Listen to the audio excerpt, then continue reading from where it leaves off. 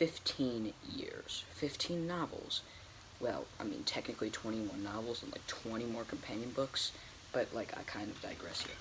But Percy Jackson, or the Camp Half-Blood Chronicles, or the Riordanverse, or whatever you call it, it's been a wild journey, and for me, it's my favorite book series of all time. And, well, I mean, if it's not your favorite, well, it's great that you have your own opinion, and that you, have different interests than me, but also fun. But anyway, after all those 15 years, and a bunch of work, and a lot of amazing moments, comedy, sadness, and a lot of other stuff, the conclusion is here. The Tower of Nero, Travels of Apollo, Book 5. It's here. I've been waiting for it for so long, and now that it's here, I was really sad when I first held the book, because, like, I knew it was the end. I'm like, this is the last time I'm going to be able to take in any new content.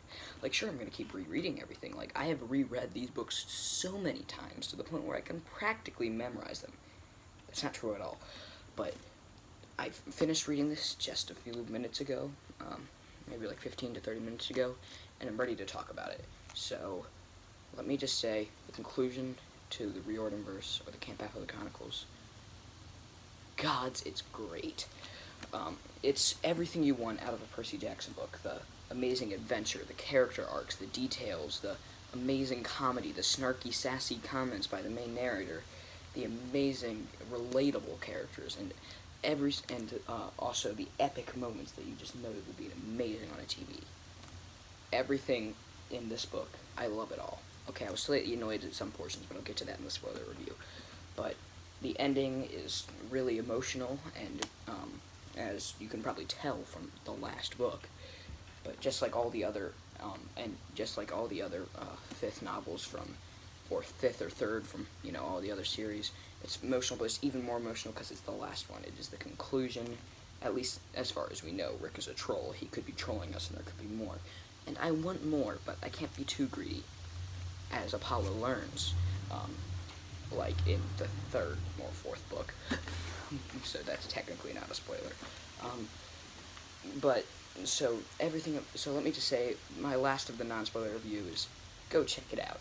It's funny, it's got relatable characters, the arcs are great as always, it's epic, and it's a great story and a great finale, and I would recommend you go read it. But you're not here to watch me tell you to go read the book. You're here because you probably already read it, and you want to hear me talk spoilers. So let's get to it. First thoughts, best Trials of Apollo book, by far. Trials of Apollo is always my least favorite series from the Riordanverse. But it's not that they're bad, they were just not my favorite. The type of comedy wasn't my favorite, but the Tower of Nero manages to mix all the different styles from all, I believe that, 4 other book series, Kane Chronicles, Magnus Chase, Percy Jackson, and the Olympians and Heroes of Olympus, and Trials of Apollo, all into one, and it's amazing. It stays consistent with it's basically its own series, except one book that's completely ties in with all the other series. It's a really good book, hitting you out as, Rick Riordan being who he is. He hits you with the feels as the first opportunity he can, as always. But as soon as I read this book, I just couldn't put it down. It was amazing, but I still really haven't talked about spoilers yet. So, in the start of the book, Apollo and Meg are trying to get to Camp Half-Blood. Well, they're at least trying to get to New York first. But then, well, Nero's followers find them on the train. Gunther and Lusa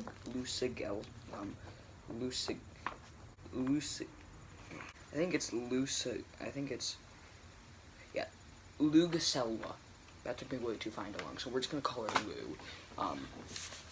And it turns out they find them and are going to capture them.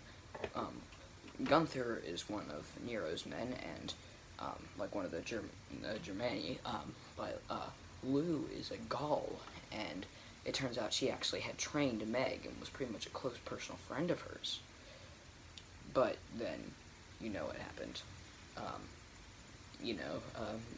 Meg ran away with Apollo, but that was still technically part of Nero's orders. And then eventually she went AWOL after during the Dark Prophecy and met up with Nero again. I mean, met up with Apollo, not Nero. What am I talking about?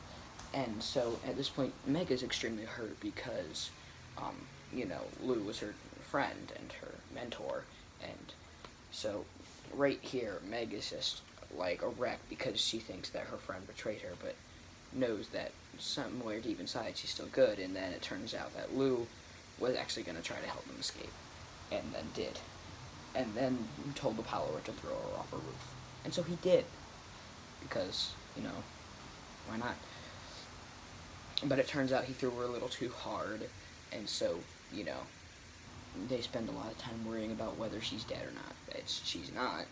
She's alive, and in Nero's clutches. But yeah, so that first part went kind of slow, but I still liked it. Really enjoyed it. But I'm going to skip ahead to when they meet Rachel there, and I was excited for this because Rachel, she wasn't my favorite character from the original series. She was nowhere near my favorite character, but she was in the middle there. She's a great character, and she's well done. I don't ship her Rachel. I never have, never will. Persebeth is my OTP. But that doesn't mean I can't like Rachel as a character. She's a good character, and I was excited when we got a chance to spend time with her, and we got to spend a lot of time with her in this book, which I really enjoyed. But we also got to spend a lot of time with Will and Nico this time, which I also really liked because, everyone loves Solangelo, and everyone loves Will and Nico, and everyone loves Nico, and everyone loves Will. And I also loved the fact that they kept adding Will as, like, the human nightlight. I have a weird sense of humor, but, like, it's cool because we've never seen Will have any powers, which we don't even need him to have powers because he was just amazing by himself. But it's just so much cooler that he's his only real power that was passed down to him besides his healing skills was just being able to glow in the dark. But after that, so it's Nico, Will, and Rachel I really liked in this book. Rick did a great job of capturing their personality, which of course he would do since he literally wrote their characters. And I also love the story about the Trogs because I'm way too lazy to look in this book again for those names again. Because I read this. I was going to try to read this really slowly, and I did for myself, but I read it quick enough so that I could make a review for it before it became irrelevant. So basically, I read this thing way too fast for you guys, so I'm gonna have to read it again pretty much almost right after this video, because I gotta take it in. But let's just skip ahead further. The one thing I was talking about being annoyed about was the whole Brooklyn House thing. So well, there's nothing wrong with mentioning Brooklyn House. It's a nice reference. But it also seemed like it was just gonna be relevant to the story. I was are we gonna see Sadie and Carter and Zia and Walt and stuff, and maybe Felix since he met the Penguin? Nope. Just a throwaway reference. But I mean, I got over it when I just realized the fact that the story just picks up right after that again. I still love the whole honey he gay thing. Some of you might not get that, but if you follow Rick on Twitter, you probably know for a long time that somebody was like, "Oh, can you name Rick Roden's girlfriend after me?" And he's like, "Honey, he gay." So he added a small nod to that. He had a lot of small references. I like the "many Bothans died to bring us this information" thing by Will, and I liked how Nico's "Oh, it's probably a Star Wars thing." Will's a Star Wars nerd, and I'm like, "Go, Will." I'm a Star Wars nerd too. But skipping ahead, the whole thing with Nero, the whole sequence, I knew that something was gonna go wrong. They couldn't just get in there, surrender, nothing's gonna happen. I also think that Rick might a bit kind of undersold the whole double amputation thing, though. It's kind of like a paragraph dedicated to it, and then you kind of skip over it until Lou comes back later on, and then But after that, it's kind of well, her stumps just pretty much grew back instantly, so they could shove daggers in her and make her a discount Wolverine. But there's not. Other than that, I don't really have any problems with this book. The whole fight with Nero, pretty cool. I liked how Meg tried to get the other children of Nero to work. I liked the whole thing where Nero just could never find the right remote, and it was always the last one. And then the whole thing with just taking the batteries out of something makes it not work. And then the whole Python fight was the big ending. It was really epic. It's I actually got pretty emotional when the arrow of Dodonna died. But you know, uh, that's what kind of happens. And then the whole thing about, and then going to chaos. I was like, at first I was like, is that another, like, it's like the Sea of Chaos was never really defined in Percy Jackson, but it's defined in Kane Chronicles, and it was described like the same thing, like a kind of like purplish gray sea that just destroys everything that touches it. Although it was taking a while to dissolve Apollo and Python. And I like the fact that Apollo as Lester only because he was Lester and Apollo at the same time. Only that was the reason why he could rise up and live again and become a god again. And then I also really liked how when he returned to the god, he was like, I was kind of a bit shocked by Hera's sudden personality shift, but you know, it is what it is. But yeah, so anyway, but I liked how they, how Apollo revealed that the gods all pretend that they're like a 12-person system, but it's really just a Zeus being a dictator. I like this, like that Dionysus is kind of sharing his like humanity. I like how he just like, I like how it was like he was like only showing his real self, and not mean godly form. I mean like his real self just to Apollo, his brother, who's also punished harshly by his father. I also like how Apollo just took it and he was like, no, it's not a punishment, it's a journey, just to like spite his father. But it was also kind of true too. It was kind of heartwarming when he went to all the places and talked about everything. And once again, about 100 times, Rick managed to just throw us in the bus. Like, hey, look, remember how Jason died? Remember that? You weren't thinking of it? Oh, you are now? Okay, good. It's like with all things, it was really heartbreaking. Like, sure, like everyone didn't like Jason that much. I actually really liked Jason. He was my least favorite Argo 2 passenger, but I still liked him. And so I was really sad when he died. And just Rick Riordan just keeps bringing him back. It's like that dream vision with like Jason be like, I'm just inside your head, man. Apollo, it's just it's cool. But it was cool and it was heartbreaking, emotional. Just like the ending, how Apollo was like becomes like the best god, not best as in powerful, but best as in he's human and god. Well, he's a god, but he knows what it's like to be human. He can't be human as a god, but he can be a god who is essentially a human. That probably doesn't make any sense, but Rick had a really deep meaning that Apollo can't go back to being immortal, and he probably won't, and he probably won't ever, hopefully.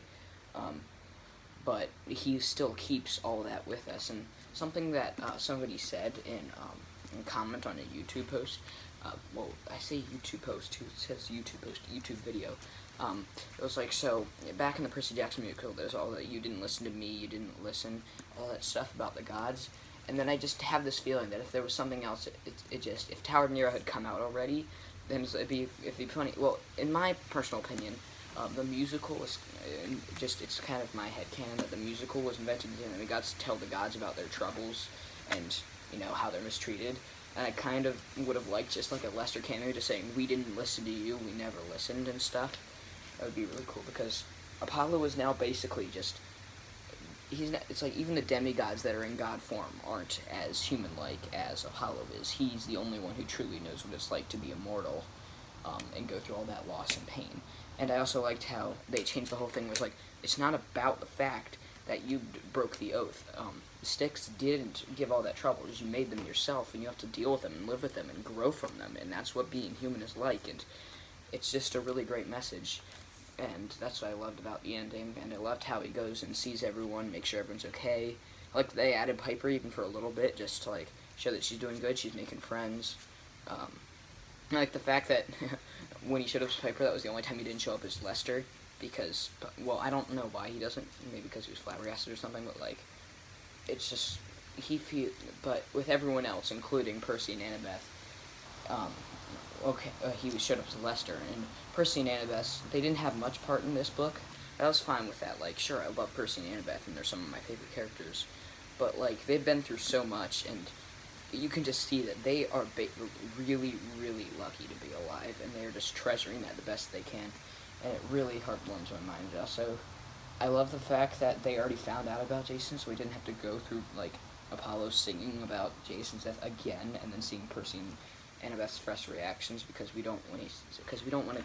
We want emotion, but Rick, thank you for please not throwing us under the bus once again. Like he's like he really goes in on the whole Jason thing, but he knows when to draw the line, and he did that, and so I really like that.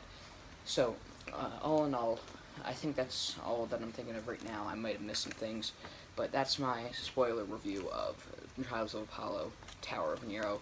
Thank you so much for watching and for being with me through this amazing journey of Camp Half-Blood, and I can't believe it's over, and I'm probably gonna go cry forever now. See ya.